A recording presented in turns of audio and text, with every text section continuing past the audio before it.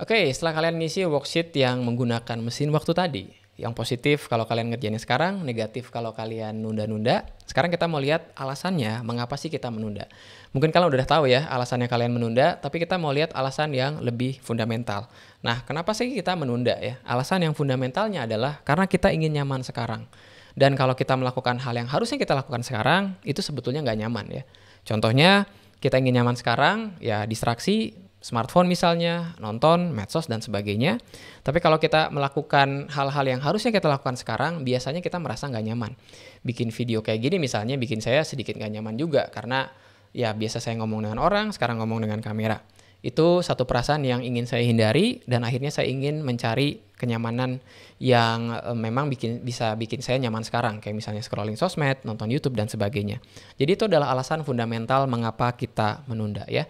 Nah, masalahnya dengan alasan ini adalah secara habit, perilaku yang memberi reward, perilaku yang memberikan kita kenyamanan akan cenderung kita lakukan berulang-ulang. Ya, jadi itu yang dimaksud dengan habit ya. Oleh karena itu, kalau kita merasa bahwa menunda ini sudah menjadi habit, alasannya adalah karena menunda itu tampak asik ya, dan memang asik gitu loh nunda sesuatu kan. Kita nyaman untuk melakukan aktivitas yang seharusnya kita nggak lakukan, dan kita merasa nyaman, akhirnya perilaku tersebut yang diulang-ulang. Nah, berikut adalah beberapa kata-kata yang biasanya kita katakan sama diri sendiri pada saat kita nunda. Saya akan lebih nyaman besok. Ya, jadi kalian ngerasa sekarang, atau kita ngerasa kita nggak nyaman sekarang. Jadi kayaknya besok akan jauh lebih nyaman. Lalu yang kedua adalah saya akan lebih mood besok. Kalian mungkin ngerasa saya kurang mood sekarang, kurang semangat, kurang motivasi. Besok deh.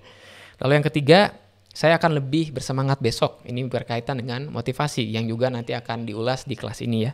Lalu yang keempat, saya akan lebih punya banyak waktu besok. Sekarang cuma ada sejam, nanggung sekarang cuma ada setengah jam, nanggung. Kalian merasa besok kalian akan lebih punya banyak waktu. Kalian akan bilang besok punya 2 jam, besok bisa 3 jam. Ya, nah kenapa itu terjadi? Ya, karena kita merasa bahwa ya kita ingin nyaman sekarang ya. Itu yang terjadi kenapa kita menunda. Alasan fundamentalnya adalah karena kita ingin nyaman sekarang.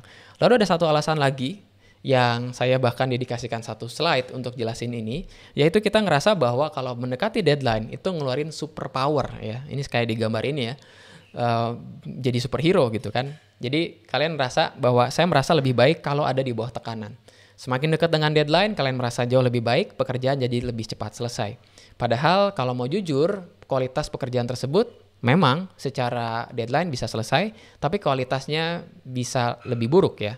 Bahkan sangat buruk gitu loh. Sebagai contoh, kalau kalian kayak saya misalnya harus menulis sesuatu, tapi pada saat nulis ternyata mendekati deadline dan akhirnya nggak sempat proofread, nggak sempat baca ulang, akhirnya banyak typo di sana sini, ada tanda baca yang keliru, bahkan ada paragraf yang keliru juga. So, itu semua adalah alasan-alasan mengapa kita menunda.